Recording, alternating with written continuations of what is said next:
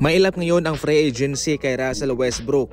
Kabilang siya ngayon sa mga veteranong wala pang team sa NBA. Bagamat sa mga ganyang katulad na veterano, pagkatapos na bumukas ang free agency market ay kaagad siyang nakukuha. Pero sa ngayon inaalat itong si Russell Westbrook at wala pang kupunang nagpapakita ng interest sa kanya. Pero somehow ang Kings consistent, pero so far sa kadahilanang hindi pa nadidispatch siya ng Kings si Malik Monk ay nahihirapan silang kunin siya. Kamakailan lang ay nag-viral po itong video ni Russell Westbrook na nagsasanay sa isang yate sa kanyang shooting.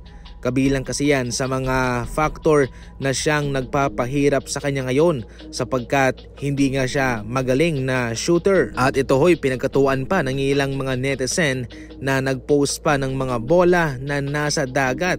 Yan daw yung mga bolang hindi na ipapasok ni Russell Westbrook sa kanyang tira sa kanyang pagsasanay.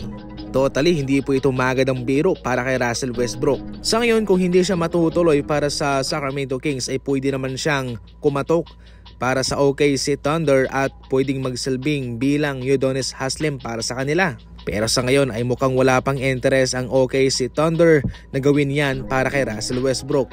Meron pa sanang isang taon itong si Russell sa Denver Nuggets, pero tinanggihan niya iyon at desidido siyang pasukin at sumugal sa free agency market. Pero sa ngayon mukhang hindi umaayon sa kanyang ekspektasyon ang resulta ng kanyang pagsusugal. Sa ngayon, ayon mismo sa mga NBA experts, inaasahan na sa pagsisimula ng NBA season ay mukhang mananatiling free agent itong si Russell. Sa isang revelasyon ni Coach Ty Lue ng LA Clippers na former head coach ng Cleveland Cavaliers, habang nagbibigay daw ng mga autograph itong si LeBron nang malaman niyang i-trade na nga ng Cavaliers itong si Kyrie Irving, ay hindi ito umimik at parang nagunaw ang mundo nito. Si Kyrie Irving, mga idol, ay nag-request nga ng trade sa Cavaliers sapagkat sa kanyang paniniwala ay hindi siya mag-grow bilang isang magaling na point guard doon sa Cavs. Isa sa mga rason dyan ay parang na-outshadow siya ng ibang mga players doon.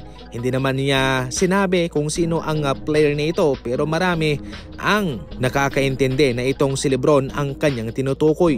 Ayon din mismo kay Kyrie Irving, mga idol, hindi raw maganda sa kanya itong environment na ng Cavaliers para sa kanyang development.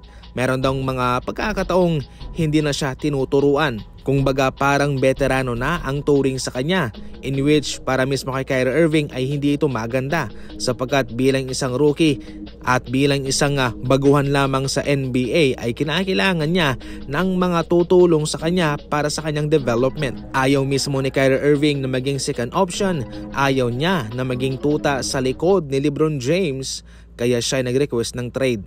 Umabot lamang po ng 6 na season si Kyrie Irving sa Cavaliers at ito'y pumasok naman sa Boston Celtics, kalaunan sa Brooklyn Nets at ngayon sa Dallas Mavericks. Ikaw, ano ang komento mo sa isiniwalat ni Coach Ty Lue na gumuhungaw ang mundo ni LeBron nang malaman niyang umalis na sa Cavaliers si Irving?